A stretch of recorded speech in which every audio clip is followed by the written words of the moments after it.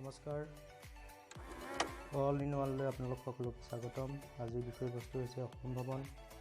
সকলোবোৰ তথ্য আপোনালোকক দিবলৈ যত্ন কৰিম। পশ্চিমবংগৰ মুখ্যমন্ত্ৰী শ্ৰী প্ৰফুল্ল চন্দ্ৰ দেৱে উন্মোচন কৰিছিল 14 জানুৱাৰী 1965 চনত। বৰ্তমান আপোনালোকক দেখাবলৈ গৈ আছোঁ মই অসম ভৱনৰ চৌহদ।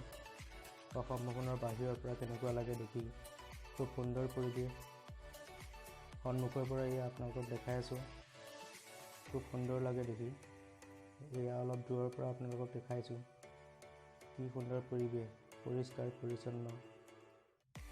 এয়া চব কিমান ধুনীয়া দেখিবলৈ।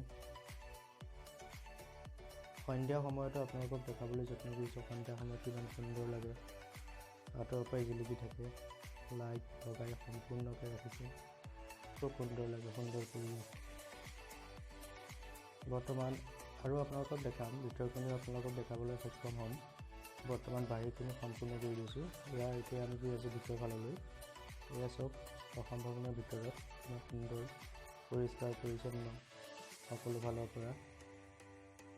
বৰ্তমান অসমৰ বহুতকেইটা কীৰ্তিচিহ্ন ইয়াতে সংৰক্ষণ কৰি ৰখা হৈছে, যিবোৰ আপোনাৰ বনাই থোৱা হৈছে। এয়া চব জাপি, শৰাই, গামোচা সকলোবোৰ ইয়াতে সুন্দৰকৈ ৰখা হৈছে আৰু বিভিন্ন ধৰণৰ বস্তু বনাই ৰখা হৈছে। এয়া চব অসমৰ।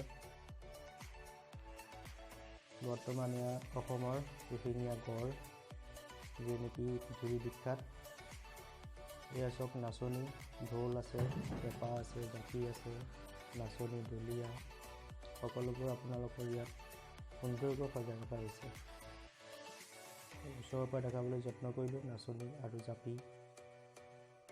এবাৰ আহক, আপোনালোকে চাই যাওক। এইটো হৈছে হল ৰুম। আপোনালোকে আহিলে খুব সুখী হ'ব। বাথৰুমটো দেখাবলৈ যত্ন কৰিছোঁ, কিমান সুন্দৰ পৰিষ্কাৰ পৰিচ্ছন্ন কৰি ৰাখে তেওঁলোকে, সঁচাকৈ দেখি খুব ভাল লাগে। আৰু অসমৰ পৰা আহিলে আপোনালোকৰ হাৰৰ পৰা বেছি দূৰত্ব নহয়, আপোনালোক আহিব পাৰিব, আহি পেলাই চাব পাৰিব। তাত থাকিবৰ কাৰণে বেছি পইচা নালাগে।